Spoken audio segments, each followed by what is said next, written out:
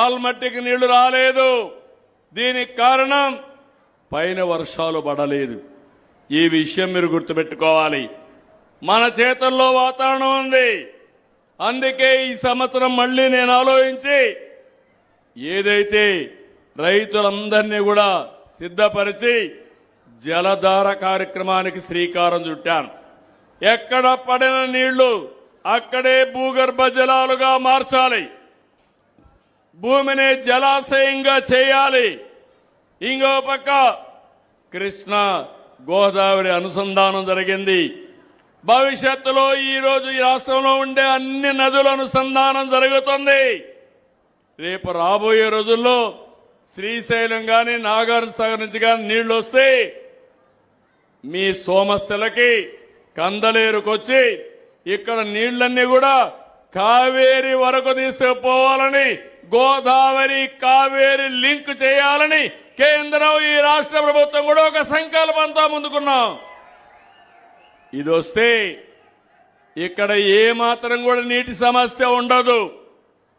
నేను ఒకటే మిమ్మల్ని కోరుతున్నా, నీరుండి, పోర్ట్లుండి, ఎయిర్పోర్ట్ ఉండి, భూములుండి ఇవన్నీగా వేసుకుని బంగారు పండించే రైతాంగం, చదువుకునే పిల్లలు మీరందరూ అనుకుంటే పేదరిక సమస్య పరిష్కారం ఒక పెద్ద ఇష్యూ కాదు.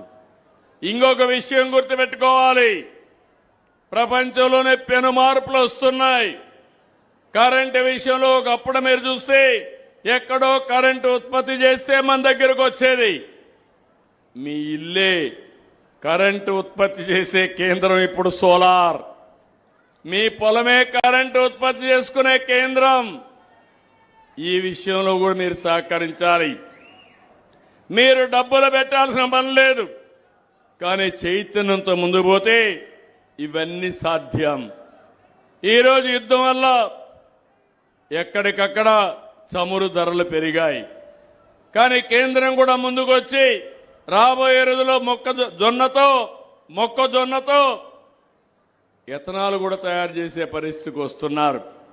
మన కార్లన్నీ ఎథనాల్ ఉపయోగించుకుని పెట్రోల్ కాకుండా ముందుకు పోయే రోజులు తొందరగానే వస్తున్నాయి.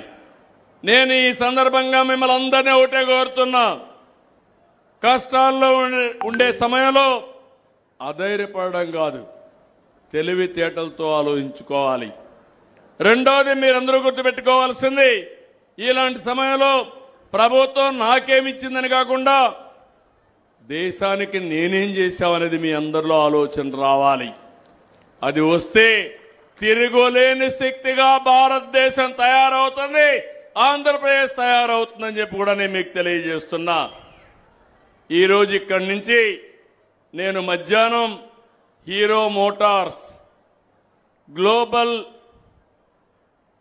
పార్ట్స్ సెంటర్ కింద ఇనాగరేట్ చేస్తున్నాం. ఒక ఇండస్ట్రీ రావాలంటే చాలా కష్టాలుంటాయి, తరిమి కొట్టాలంటే ఒక్క నిమిషం పని. ఇదే హీరో మోటార్ని నేను 16-17లో కర్ణాటకకు పోతా ఉంటే నేను వాళ్ళ ఇంటికి వెళ్ళి వాళ్ళ పెళ్లి జరిగితే ఆ ఇంట్లో ఆ కార్యక్రమానికి అటెండ్ అయ్యి నేను ఆ రోజు హామీ ఇచ్చాను, మీరు రండి, అన్ని విధాలు నేను సహకరిస్తానని. వాళ్ళు వచ్చారు, హీరో మోటార్స్ ఫ్యాక్టరీ పెట్టారు.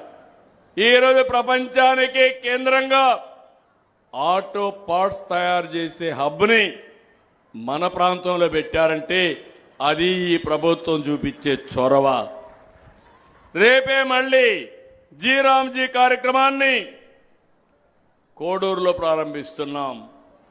ఎల్లుండ మళ్ళీ కడపలో రాయలసీమ స్టీల్ ప్లాంట్, అది కూడా గ్రీన్ స్టీల్ ప్లాంట్ ని ఫౌండేషన్ ఇస్తున్నాం.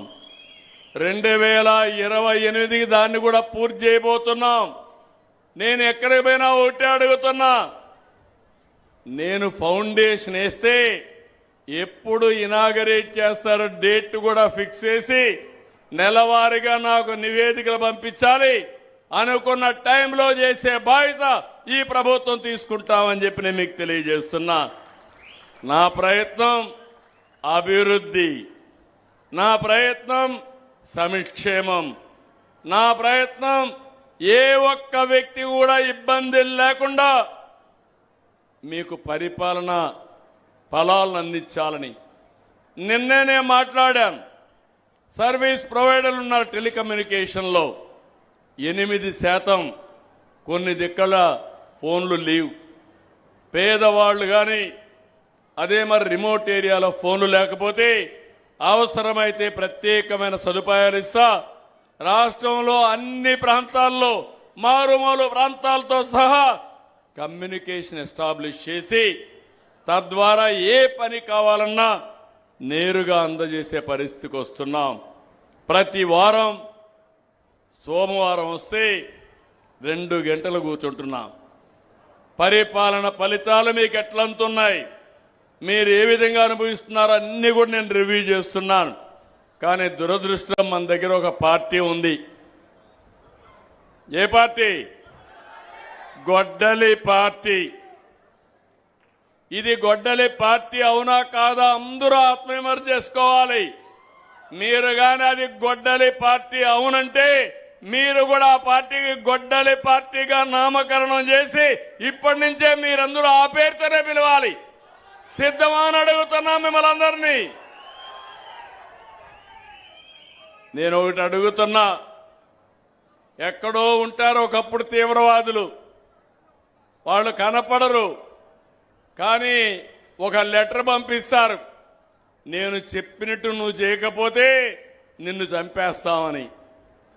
భయపడి డబ్బులు ఇమ్మంటే డబ్బులు ఇస్తారు, ఏ పని చేయమంటే ఆ పని చేసేవాళ్ళు. నేను వాళ్ళ మీద పోరాడాను. కడాన నన్ను టార్గెట్ చేశారు. టార్గెట్ చేసి తిరుపతి వెంకటేశ్వర స్వామికి ఏదైతే మనం మామూలుగా లాంఛనాలు ఇస్తాం అలాంటి లాంఛనాలు ఇచ్చే సమయంలో నా మీద 23 క్లేమోర్ మైన్స్ పెట్టి నన్ను చంపే ప్రయత్నం చేస్తే సాక్షాత్తు వెంకటేశ్వర స్వామి దిగొచ్చి నాకు ప్రాణభిక్ష పెట్టాడు.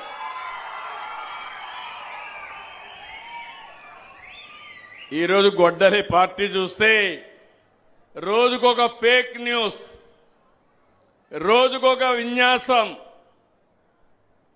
ప్రజల్లో కులం, మతం, ప్రాంతం ఇలాంటివన్నీ చిచ్చులు పెట్టే పరిస్థితికి వచ్చాడు. మీరు ఒకసారి చూడండి, ఒకప్పుడు రాష్ట్రంలో ఆంధ్రప్రదేశ్ రాష్ట్రం అంటే గంజాయి మ్యానుఫ్యాక్చరింగ్ హబ్. పాడేరనంగానే గుర్తొచ్చేది. అది ఒక పంట, గంజాయి పంటే ఆడ పండించేవాళ్ళు. అక్కడి నుంచి డ్రగ్స్ వచ్చేటివి. ప్రతి ప్రాంతంలో డ్రగ్స్ ఇచ్చి గంజాయి ఇచ్చి మన పిల్లల జీవితాలతో ఆడుకున్నారు. ఒక వ్యక్తి గంజాయి గాని సేవిస్తే జీవితంలో మారడు. నేను ఏ పనైనా చేయగలుగుతాను కానీ గంజాయికి అడిక్ట్ అయిన వాళ్ళని మార్చాలంటే చాలా ప్రమాదం. తల్లులు మీరు గుర్తుపెట్టుకోవాలి. అలాంటిది రాష్ట్రం మొత్తం గంజాయి మయమైపోయింది. గంజాయితో సమానంగా బ్లేడ్లు పట్టుకొని ఎక్కడికక్కడ రౌడీజం ప్రారంభించారు. కొన్ని సెంటర్లో వీటికి ఒక కేంద్రంగా తయారైపోయింది. ఇలాంటప్పుడు చాలా గట్టిగా ఉన్నాం. నేను అడుగుతున్నా మిమ్మల్ని అందరినీ, ముందు కంటే లా అండ్ ఆర్డర్ బాగుందంటే గట్టిగా చప్పట్లు కొట్టి హర్షాన్ని, ఆమోదాన్ని తెలియజేయండి. మీకు స్వేచ్ఛ ఉంది, మీరు మాట్లాడే పరిస్థితిలో ఉన్నారు. కనీసం ఈ మీటింగ్కి వచ్చి నేను ఏదైనా చెప్తే చప్పట్లు కొట్టి లేకపోతే ఇష్టం లేకపోతే వెళ్ళిపోవడానికి కూడా స్వేచ్ఛ ఉంది. అవునా కాదా అని అడుగుతున్నా. 5 ఏళ్లు మీటింగ్ పెడితే బలవంతంగా తీసుకొచ్చి కందకాలు దువ్వి చుట్టుపక్కల మిమ్మల్ని నిలబెట్టిన రోజులు, బంధించిన రోజులు. ఎవరైనా అడ్డం మాట్లాడితే వాళ్ళ మీద దాడులు చేసిన రోజులు. మీరొక్క విషయం చూడండి, ఇటీవల 3 సంఘటనలు చెప్తున్నాను. ఇలాంటి 30 ఉన్నాయి, 300 కూడా ఉన్నాయి.